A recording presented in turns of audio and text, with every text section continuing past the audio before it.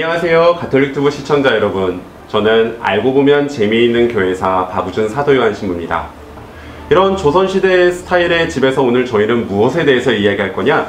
조선시대 재판 과정에 대해서 한번 얘기해 보려고 합니다. 그래서 모셨습니다. 조선시대 재판 전문가 조한건 프란치스코 신부님 모셨습니다. 신부님 안녕하세요. 네, 안녕하세요. 네.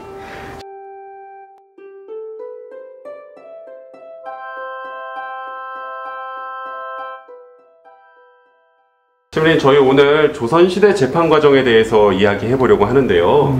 저희가 고문, 순교성인 하도 이런 얘기를 많이 들으니까 조선시대 재판하면 참 무서울 것 같다, 잔인할 것 같다, 이런 이미지 있는 것 같습니다.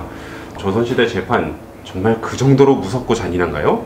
일단 기본적으로 조선시대 재판은 지금하고 다르죠. 지금처럼 이렇게 범죄를 입증시켜 가지고 형사재판으로 해가지고 하는 방식하고는 다르다고 봐야 해요. 일단 그의 자백을 받음으로써 이걸 확정짓죠.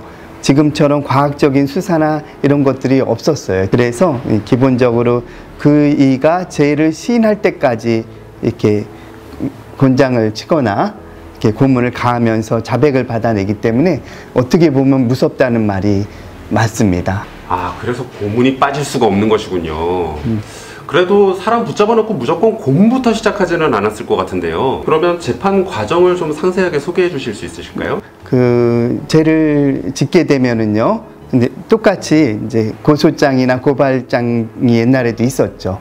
소장이 오게 되고 그 사람에게 체포령이 떨어지는데 이제 천주교 신자를 찾아서 체포하잖아요.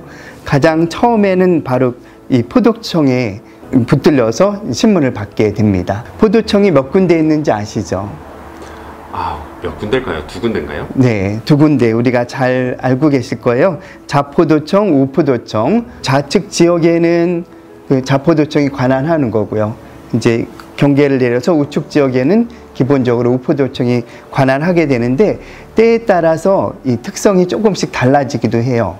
최근의 연구에 의하면은 좌포도청하고 우포도청 중에 어느 쪽이 더 높을까요? 말하자면. 아, 돈에 대해서 다루는 좌포도청이 좀 더 상위 기관이 아니었을까요? 네, 신부님 추정을 그렇게 하셨는데 네. 좌의정, 우의정이 있으면은요, 당연히 영의정이 제일 높은데 네. 이제 영의정이 없을 때는 선임이 좌의정이 됩니다. 왼쪽이 먼저 높습니다. 뒷걸음질 쳐서 맞췄군요. 네네. 마찬가지로 좌포도청이 높습니다. 그래서 좌우포도청에서 끌려온 사례가 아직 결판이 나지 않았을 때 때때로 선임포도청인 좌포도청으로 많이 넘겨져요. 네. 그래서 우리 천주교 신자들 중에 많은 이들이 주로 좌포도청에서 많이 순교하고 옥사하고 그러세요. 이게 미결수가 워낙 많으니까 천주교 신자들은 어쨌든 배교하고 좀 내보내려고 이렇게 애를 쓰는데 그래도 안 되면은 좌포도청에 넘기는 경향이 있기 때문에 좌포도청 순교자가 훨씬 많습니다. 아, 신부님, 그러면 포도청에 들어가서 거기서 재판받아서 유죄하면 이제 그 자리에서 그냥 고문당하고 끝나게 되는 건가요? 본래는 그 작은 죄들은 그 포도청 안에서 즉결 심판 받아가지고 처벌을 하게 되는데 보통 양반이나 좀 그 사안이 조금 중대하거나 그러면은 상급 기관으로 올라갑니다. 곧 형조로 이송이 되죠. 그리고 치조하는 과정 안에서 이 사안이 국가와 관련된 반란죄라던가 강상죄, 그 윤리 도덕을 어기는 죄가 되면은 의금부로 넘어갑니다. 그래서 의금부에서는 때때로 이른바 추국이라고 불리우는 임금님이 직접 나와서 문초를 하거나 신문하게 되는 추국을 열게 됩니다. 아, 그 사극에서 많이 봤던 것 같습니다. 임금이 저 높은 곳에서 주리를 틀라라고 하면 이제 이렇게 주리를 트는 사극에서 봤던 기억이 나는데요. 네. 우리 천주교 신자들도 그런 과정까지 올라가게 되는 경우가 있었나요? 네, 거의 대부분 큰 박해에는 네. 그 추구까지 가는 경우가 많았습니다. 말하자면 심판이 지금 우리나라 재판이 3심이라고 해서 지방법원, 고등법원, 대법원 이렇게 나뉘는 것처럼 조선시대 재판 과정도 이렇게 3단계로 나뉘는 그런 측면이 있었던 거군요. 예, 3심 제도가 있었습니다. 기본적으로. 예, 조선시대도. 네. 근데 신부님, 천주교는 종교의 문제잖아요. 종교 자유의 문제에서 다뤘어야 될 것 같은데 이게 왜 국가 전복의 차원에서 다뤄졌는지 좀 궁금합니다.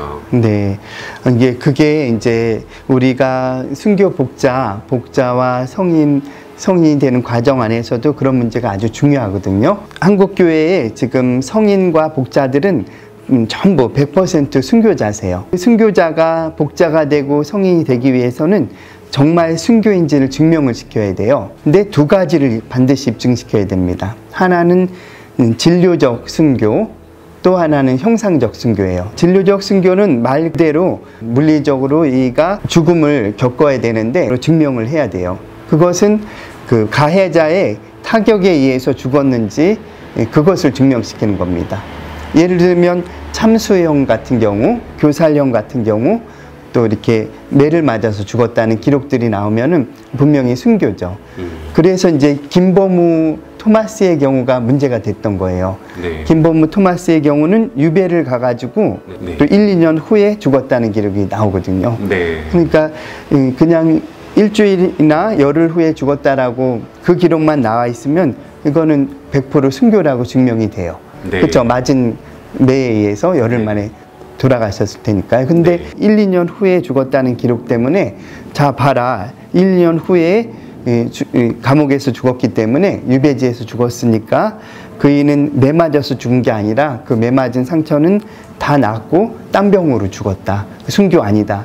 이렇게까지 주장을 할 수가 있는 거죠. 그래서 이렇게 물리적 순교를 증명하는 것은 상당히 중요한데 그거는 전적으로 기록에 의해서 사형 명단, 참수된 명단 이런 것에 의해서 증명을 시킨 거죠. 그리고 이제 이 질문 시작이 네. 사실은 형상적 순교를 제가 얘기하기 위해서 아까 신부님께서 이게 우리는 종교적인 문제인데 왜 국가 반란죄를 적용하느냐라고 네. 물으셨잖아요. 네, 네. 이제 그것이 큰 문제가 되는데 네. 그 형상적 순교란 것은 바로 천주교를 위해서 또 신앙을 위해서 죽은 걸 증명해야 돼요. 네. 그래서 실제로 김대건 신부님 성인이 됐을 때, 복자가 됐을 때도 그게 문제가 됐어요. 네. 김대건 신부님은 조선법에 의하면은 외국에 나가면 안 되는데 신학생으로서 그 국가의 신교도 없이 외국에 나갔다고 하는 국가 법에 의해서 네. 사형당한 걸로 기록되어 있거든요. 아, 그렇군요. 그러니까 네. 이것은 형상적 순교가 아니다. 신앙을 위해서 죽어야 되는데 국가 법을 어겨서 국사범으로 죽었으니까 순교가 아니다. 이렇게 질문할 수도 있거든요. 실제로 그런 질문이 그 시복 과정에서 있었고요. 네. 하지만 다행스럽게 김대건 신부님은 감옥 안에서 편지를 쓰시잖아요. 그리고 이제 순교할 때 그 증언한 기록들이 나와 있어요.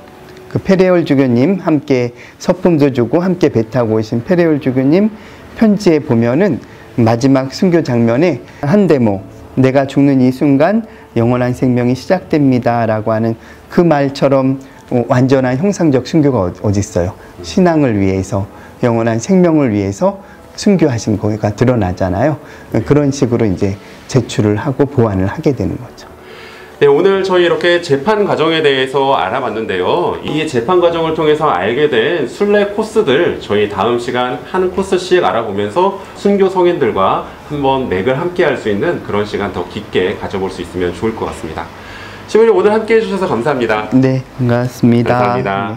그럼 저희는 다음 시간에 더 재미있는 그런 내용으로 다시 찾아뵙겠습니다. 시청해주셔서 감사합니다. 안녕히 계세요.